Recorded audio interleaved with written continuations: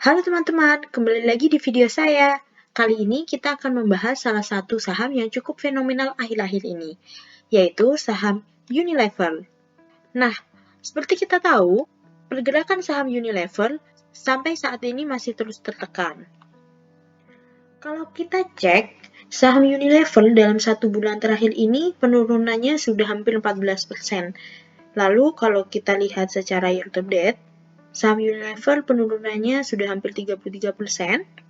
Dan kalau kita tarik ke belakang, di kisaran 5 tahun, saham Unilever ini sudah turun hampir 74%, teman-teman. Ini penurunannya sudah sangat cukup dalam ya. Lalu, sentimen-sentimen apa saja sih yang membuat saham Unilever ini terus turun dan terus tertekan hingga saat ini? Yang pertama, seperti kita tahu, beberapa waktu lalu ramai pemberitaan mengenai seruan boikot terhadap produk-produk yang diduga terafiliasi atau pro dengan Israel. Nah, salah satu produk yang diyakini terafiliasi dengan Israel adalah Unilever.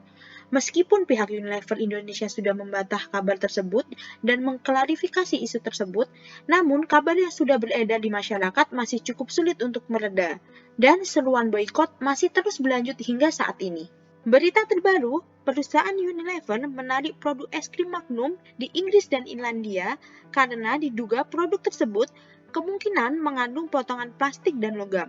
Meskipun di Indonesia sudah dibantah kabar tersebut, namun ini juga bisa menjadi salah satu faktor penurunan harga saham yang masih terus berlanjut. Sentimen selanjutnya adalah penurunan laba yang terjadi pada saham Unilever pada tahun 2023.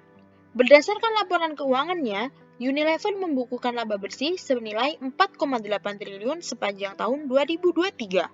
Namun, angka tersebut turun sebesar 10,51% dibandingkan dengan laba bersih pada tahun 2022 yang sebesar 5,36 triliun.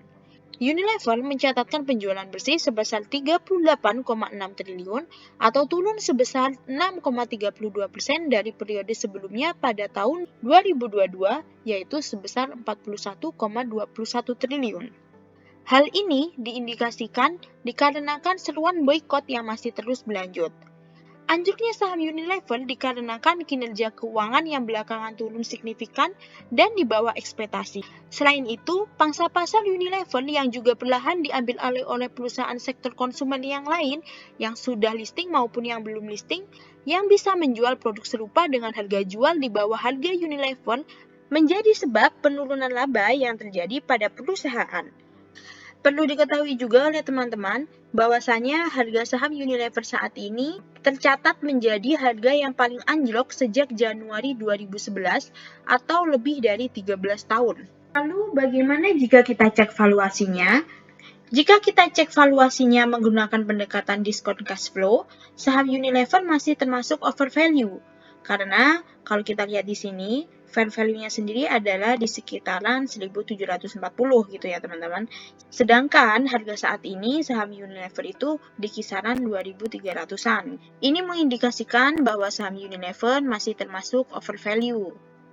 Lalu jika kita cek price earning ratio-nya, price earning ratio atau PER dari Unilever sendiri itu 18,5 kali.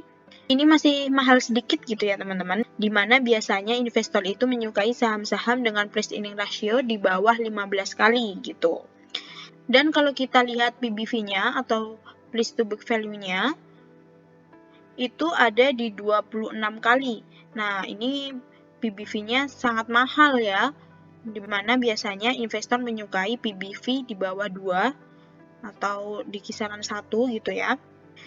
Jika kita compare dengan industri, di mana PER industrinya itu ada di 16,4 kali, sedangkan untuk PER dari Unilever sendiri itu sudah 18,5 kali, berarti lebih mahal dari PER industrinya sendiri gitu ya teman-teman. Kemudian kalau kita cek secara teknikal, saham Unilever ini masih dalam fase downtrend ya teman-teman. Ini downtrend panjang.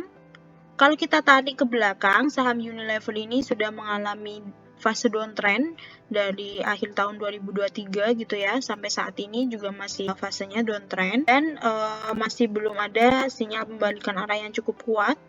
Di sini kita cek sudah mengalami all time low. Kemudian kalau jangka pendek Ini Unilever masih mencoba untuk bertahan di area supportnya di area 2300.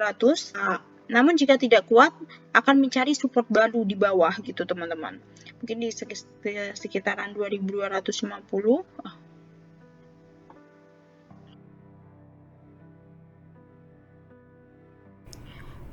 Kalau kita lihat di saham Unilever ini ada gap di area 2650-an. Gap ini berpotensi ditutup oleh Unilever ketika ada sentimen bagus yang membantu pergerakan saham Unilever ini. Namun, jika untuk jangka panjang, saham Unilever ini teman-teman masih harus wait and see dulu. Harus menunggu sinyal pembalikan arah yang kuat jika ingin melakukan pembelian. Mungkin teman-teman bisa menggunakan metode buy on breakout. Jadi ketika breakout dari channel lainnya, teman-teman bisa mulai untuk melakukan cicil pembelian. Karena jika belum berhasil breakout dari channel lain, ditakutkan akan mengalami penurunan kembali dan melanjutkan fase downtrendnya. Data ini diambil per tanggal 24 April 2024 dan ternyata pada tanggal 25 April 2024 ada berita bahwa saham Unilever labanya tumbuh sekitar 3% walaupun penjualannya masih susut, namun ada sedikit angin segar gitu ya teman-teman dari saham Unilever sendiri dengan pertumbuhan laba walaupun tipis. Setidaknya Unilever masih menghasilkan laba untuk di kuartal 1 2024 begitu teman-teman, dan itu berdampak terhadap harga sahamnya yang per tanggal 25 April ini mengalami kenaikan. Namun tetap teman-teman harus pantau seperti informasi tadi, Unilever akan mencoba menutup gap di area 2650. Nah, setelah tertutup nanti masih akan mencoba breakout dari channel lainnya. Jika belum berhasil breakout, teman-teman masih harus patut waspadai begitu. Mungkin sekilas dari teknikal saham Unilever. Salah satu kebijakan perusahaan yang patut kita tunggu adalah rencana spin-off yang akan dilakukan oleh Unilever terhadap bisnis es krimnya.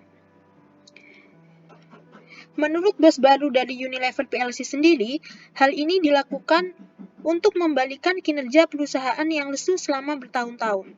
Restrukturisasi ini akan membuat perusahaan fokus pada 4 bisnis, yaitu kecantikan dan kesehatan, perawatan pribadi, perawatan rumah, dan juga nutrisi. Tidak menutup kemungkinan, Unilever Indonesia juga akan mengambil sikap serupa dengan Unilever PLC.